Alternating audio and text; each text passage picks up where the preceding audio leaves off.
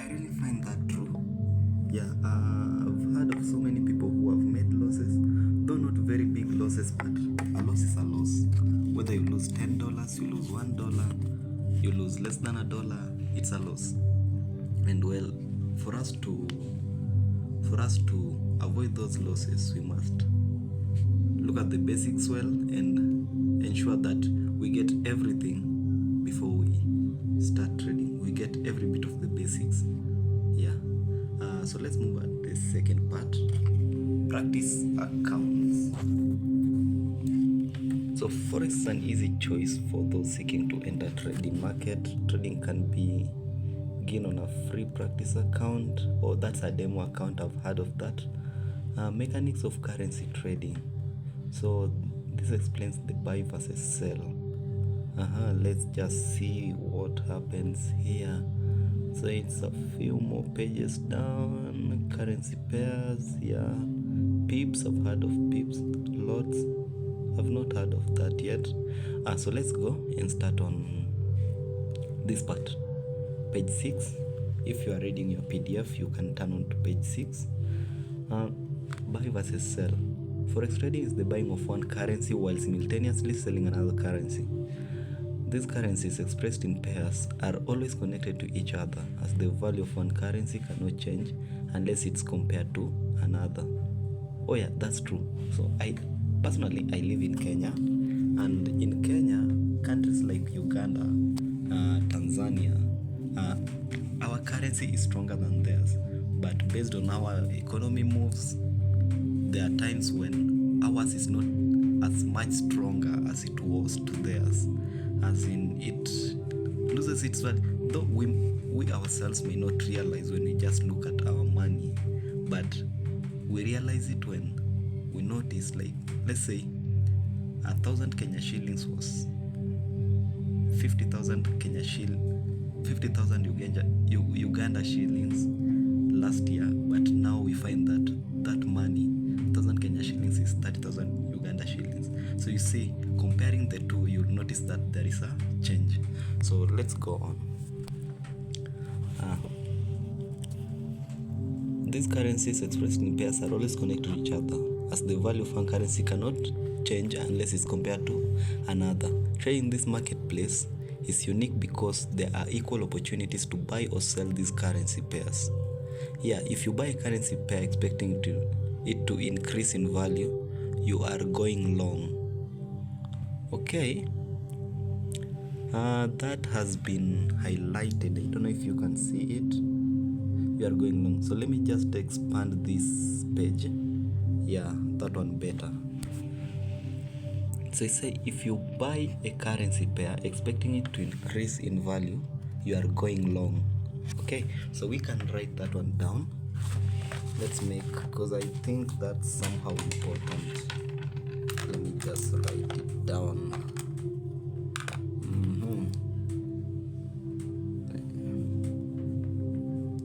Buy versus sell. Boom. Written. And then, oops, I don't know, it's not focused. Yes, better.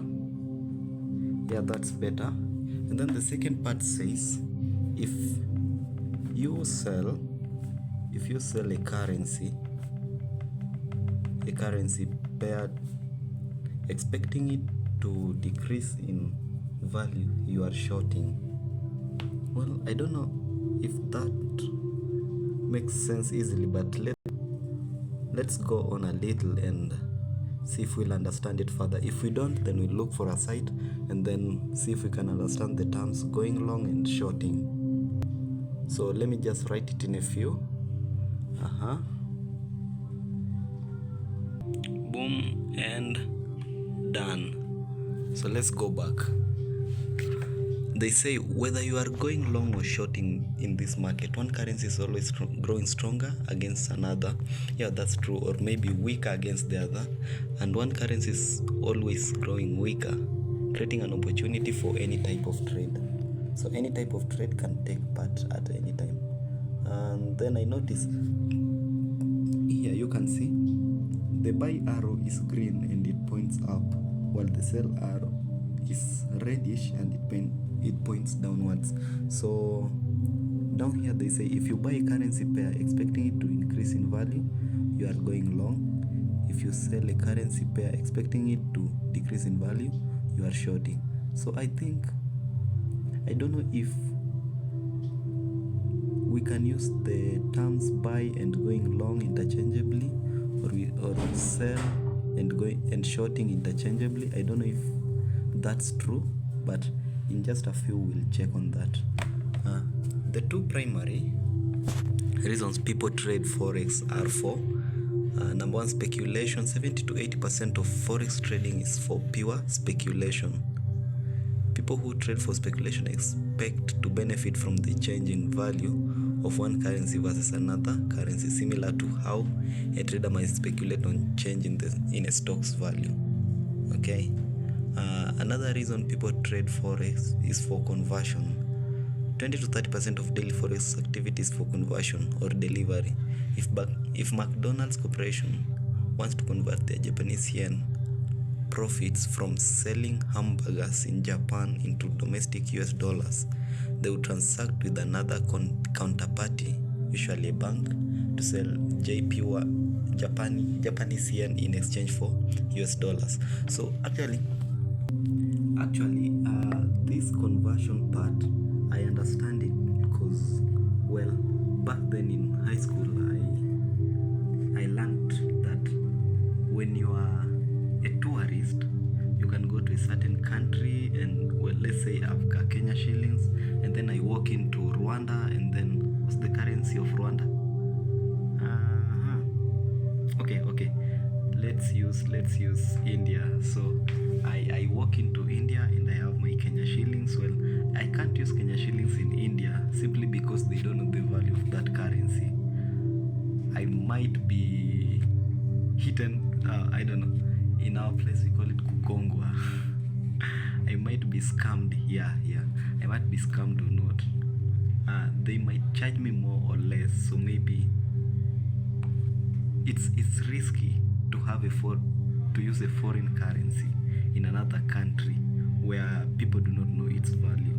So you have to convert it. So I'd convert my Kenya shillings to India. What's their currency? Their currency is rupees. Yeah, the Indian rupee, and then use my Indian rupee there. So that part, conversion, I understand, and speculation. So I think this is whereby I think this is now what we are just about to start doing, whereby we place our money there and then we start trading just for profits. That's speculation. Those are the two primary reasons people trade Forex. Either you want to make profit, or maybe you want to convert your money to use it in another form. So let's go to the third part. So here we'll be discussing currency pairs. The page 7, I mean, currency pairs. Let me just write the previous one before we go to currency pair. For trading Forex.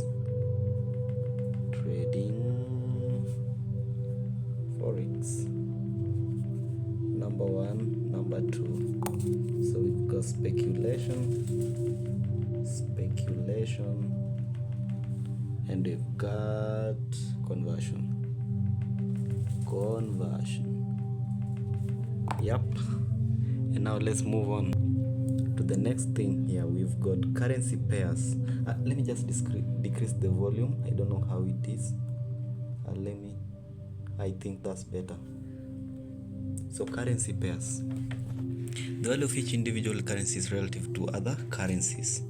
The euro, for example, only has value if compared against the value of another currency, like the US dollars. That means you can compare US dollar and the euro. That is why currencies are traded in pairs. So you'll see something of the sort. We are given an example here, the euro versus USD. Yeah, so that's a currency pair. And when we look at this, it says this is the base currency and this is the quote. Okay, so, well, I think we'll need to research what's a base and why is it called a base and why is the other a quote? I don't know if this base, okay, well, we'll see, we'll just know it later.